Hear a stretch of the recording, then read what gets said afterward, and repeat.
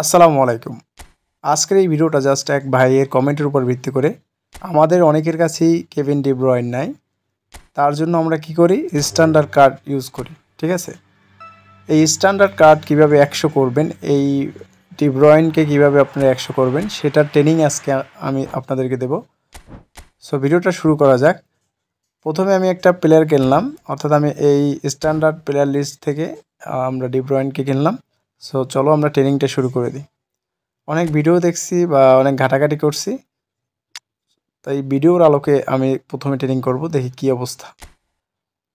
Order of এটা দিয়ে নিই, দাঁড়াও। ওকে, ডান। এখন দেখতে পাচ্ছেন, আচ্ছা এই হচ্ছে ডি ব্রুইন।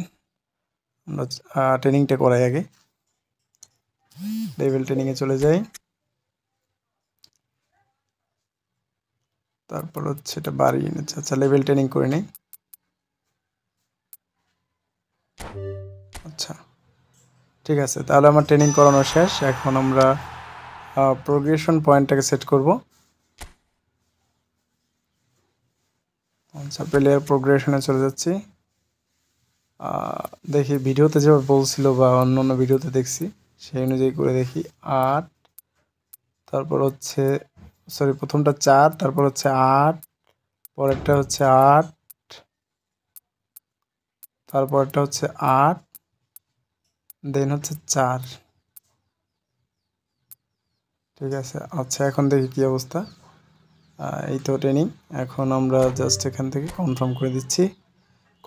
কনফার্মের পর দেখি আমরা কি অবস্থা আসলে। এই ব্র্যান্ডকে আমরা স্কোয়াড আনলে আসলে কত হয়। আচ্ছা 99 হয়েছে। ঠিক আছে, এখন আমার নিজস্ব ট্রেনিংটা আপনাদের কাছে শেয়ার করব। জাস্ট হচ্ছে এটাকে 100 করার ট্রেনিংটা আমি দিচ্ছি। সিম্পলি চলে যাব হচ্ছে আমার এখান দেখতে পাচ্ছ যে আমি যে অনেক ভিডিও থেকে ঘাটাঘাটি করে এই 99 করতে পারছি, বাট আমার এখন মেইন প্লেয়ারটাকে কীভাবে 100 করলাম সেটা আমরা চলো দেখি। তার জন্য শর্টে চলে যাই, ওভারঅল রেটিংয়ে চলে যাই, দেন হচ্ছে ডি ব্রুইনে চলে যাব। ঠিক আছে, সেটাকে আমরা স্কোরে নিয়ে আসি।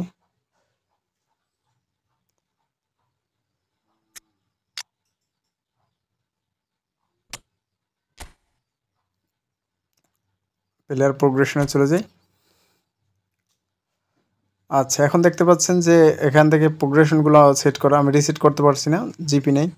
উপরটা 4 দেবেন, পরটা 8, 8, 5, 4, ওখানে আর 8 রাখবেন না, এখানে 5 দিয়ে 4 দিয়ে দেবেন, তাহলে কিন্তু 96 হয়ে যাবে, তার মানে হচ্ছে 100 হয়ে যাবে। ঠিক আছে, এটাই হচ্ছে ট্রেনিং। সো এই ছিল ভিডিওটি।